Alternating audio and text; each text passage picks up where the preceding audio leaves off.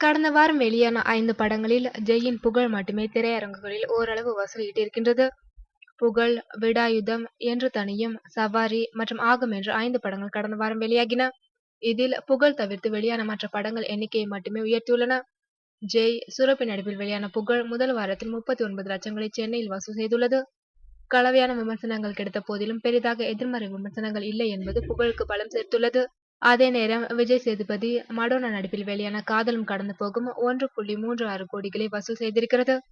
March 11ஆம் தேதி வெளியான இப்படம் இன்று வரை 2.53 கோடிகளை சென்னையில் மட்டும் வசூல் செய்துள்ளது. வேறு பெரிய படங்கள் எதுவும் இல்லாதது விஜய் சேதுபதி, மடோனாவின் நடிப்பு ஆகிய படத்திற்கு பெரும்பாலும் சேர்த்துள்ளது. விஜய் சேதுபதி படங்களில் மிகப்பெரிய ஓபனிங் மற்றும் வசூல் இரண்டையும் ஒரு சேர பெற்றிருக்கிறது காதலும் கடந்து போகும். அடுத்த வாரம் வெளியாகும் படங்கள் புகழ், காதலும் கடந்து போகும் படங்களின் வசூலில் மாற்றத்தை ஏற்படுத்தக்கூடும்.